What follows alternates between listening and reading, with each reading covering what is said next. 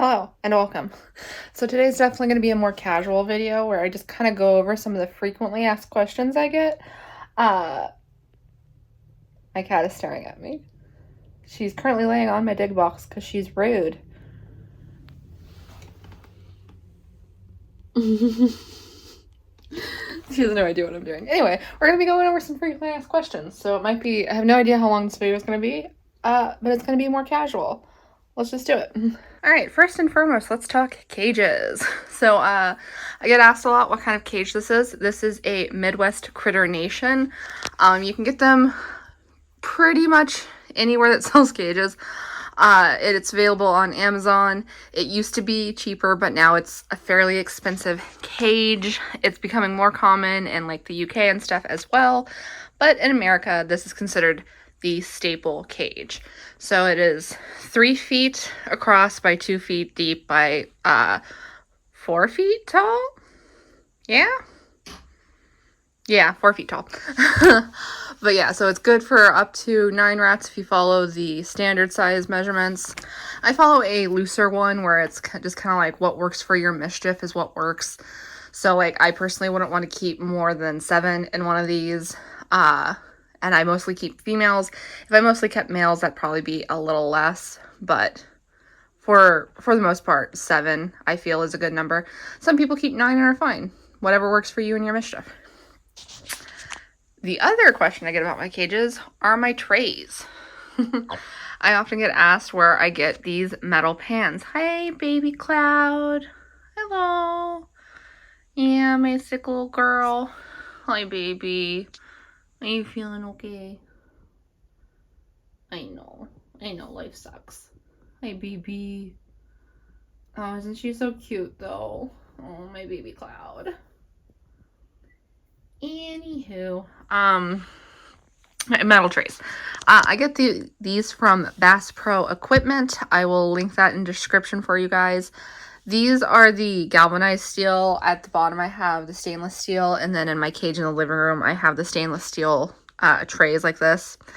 And I prefer the stainless steel over the galvanized steel because it's just in general a better option. It's much easier to clean. It's just nicer. The galvanized steel gets scratched very easily. The stainless steel does not. So if you choose to get metal trays like this, I would definitely go with the stainless steel if you can. They are more expensive, so if you can't, that is completely reasonable. There's another company called, is it Premium Cages? I think that's what it's called. They also have metal trays, but they are like twice the cost. So if you have that kind of money and you want pretty colors, you can go with them, but I in general just prefer to do the Bass Pro Equipment ones because I think the metal looks fine. It definitely looks better than spending twice as much just to have pink. Alright, next let's talk about my diet for my rats, which is the Sheenmite diet. This is their dry mix. Usually when I show it, someone asks what it is, and that is what it is. It is the Sheenmite diet. It's pretty popular in the UK, and it's catching on in the US now that people have more access to the information on how to make it. Sometimes people ask me how I keep them from selective feeding, and that is just by scatter feeding them. They'll just eat whatever food they come across. They'll still go for the best bits first, but if you have like this pile, the best bits are going to be like the pasta and these 2 pieces of cereal and the dog food. And then once those are gone, they will eat the rest of it if it's not just sitting in a bowl. And the other question I get is, how long does it last me? So I don't know how big this thing is. I'm sure at some point I did know, but I have like one of these dog food storage containers, and I fill it up to about here-ish, and I have usually between 15 and 20 rats consistently, which I'll mention again later. But so this lasts me 12 to...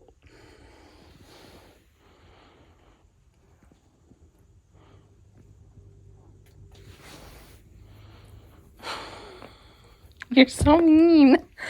So this lasts me 10 to 12 weeks for my lot. I currently have 18. So when I have less, it lasts longer. When I have more, it lasts less time. Next up, let's talk about my substrate. I often get asked about it.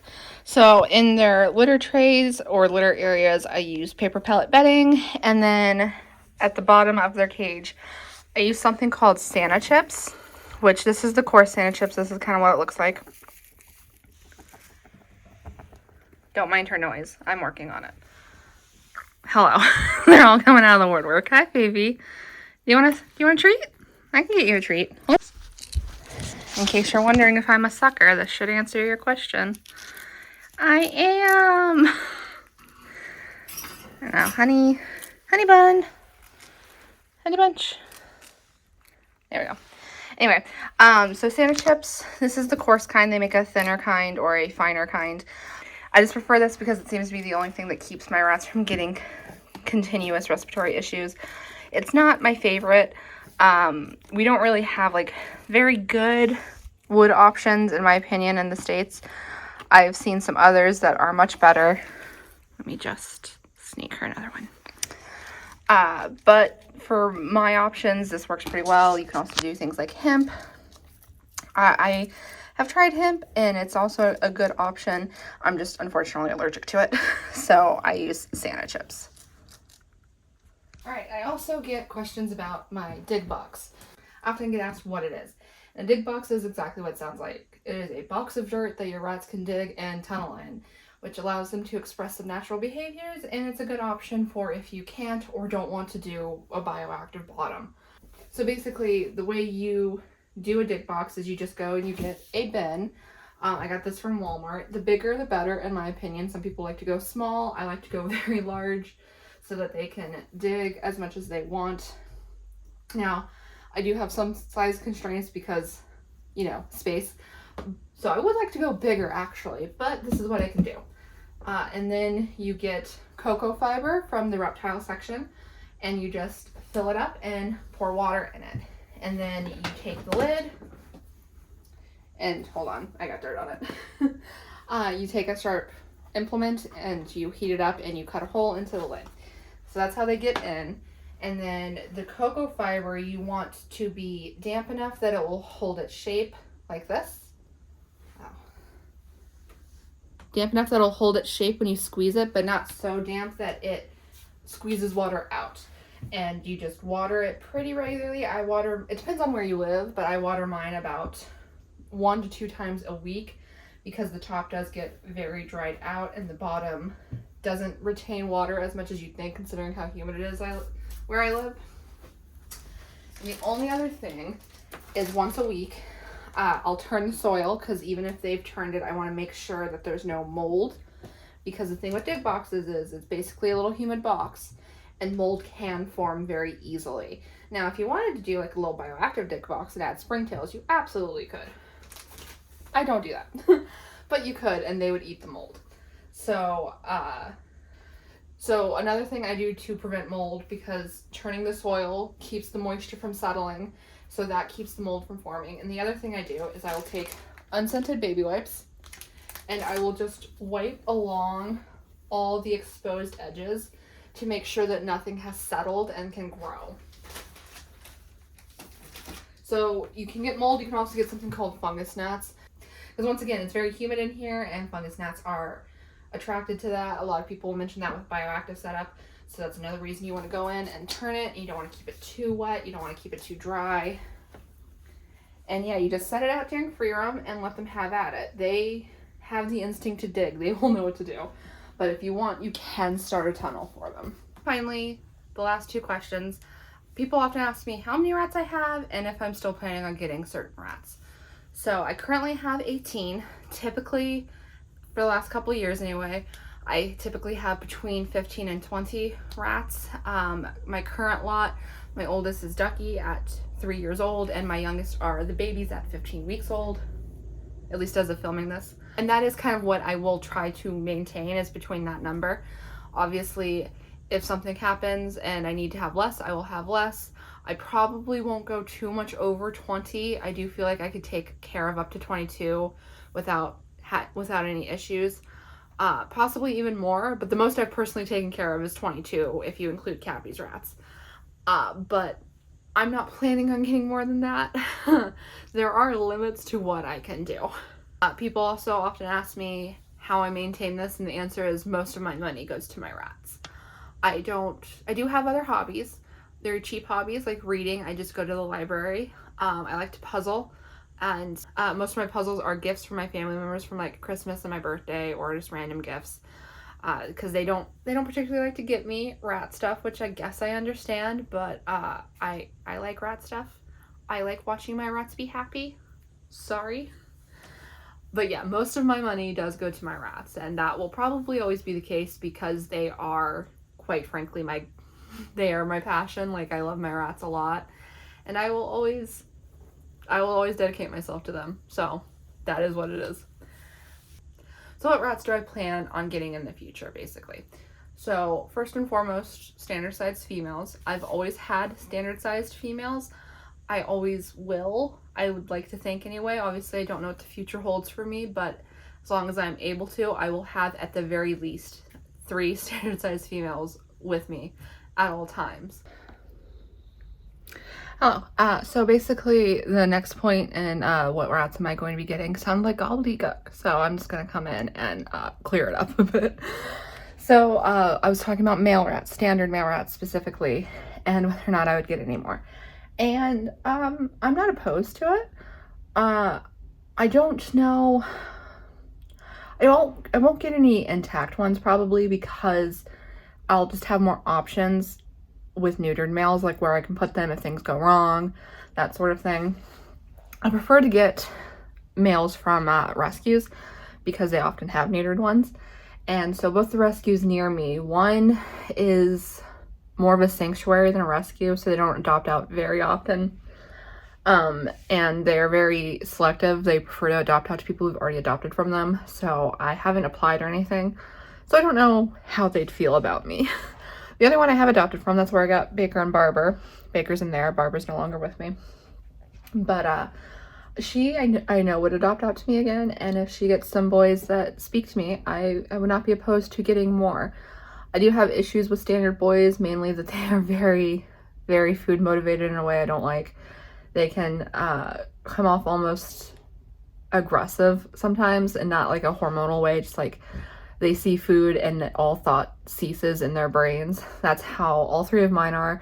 Baker's the best though. He's actually very, in general, polite. He only gets super excited if it's one of his favorite foods. But Fitz and Ezra are both little demons about it. Like, Fitz has bitten and scratched both me and Cappy, not meaning to, just because he got excited over food. And Ezra is almost a bully to Ducky about it because he knows she gets extras. So whenever he gets anything, he rushes to finish it and then runs over to her to take whatever she has because she can't really defend herself because she's so old, and he knows she gets extras, so he'll just try and steal whatever she has. And I don't like that behavior. Barber was not like that though, so it's certainly not every male rat. So I'm not opposed to more neutered males in the future. Again, I don't particularly want intact males, but neutered ones I am definitely open to. Male dwarfs. They are different from standard sized males behaviorally. They're generally a lot calmer. They don't produce as much, they don't produce as many hormones as standard sized males, so they don't have those territorial issues, the food issues, as often. And they're in general just a lot kinder. But I see no reason to get male dwarfs because I don't want to keep a separate group of male dwarfs. All the boys I've gotten have been because I could put them in with my females. So I just don't see the point of getting male dwarfs necessarily. I wouldn't necessarily be opposed to it if like someone was rehoming male dwarfs and they needed a safe place to land. I would happily take them in. I'd have to figure that out long term, of course, but under a rescue situation, yes, I would take in male dwarfs, but I don't really need them. I'm not seeking them out. And finally, female dwarfs. Mine got their treats and ran away. Yeah, they're in here, but they're not here. I am planning and hoping to get more female dwarfs. So I'm not particularly interested in adopting from the breeder that I got these guys from again, because there's just been some issues.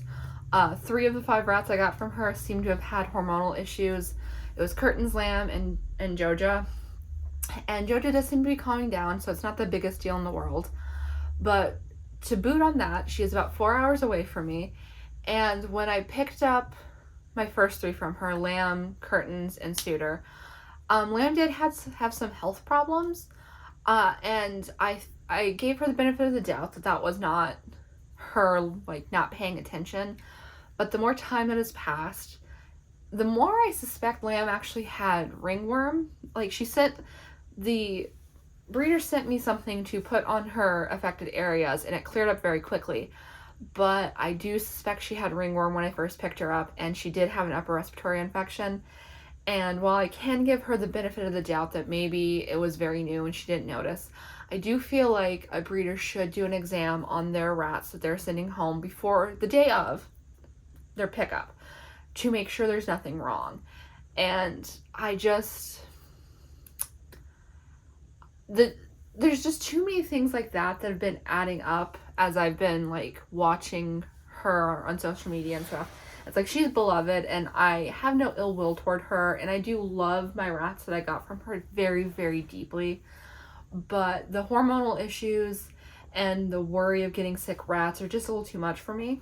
However, there is another breeder, much closer to me, who is planning on having a couple of dwarf litters early next year. Dwarf litters tend to be a little bit smaller a lot of the time than standard size litters.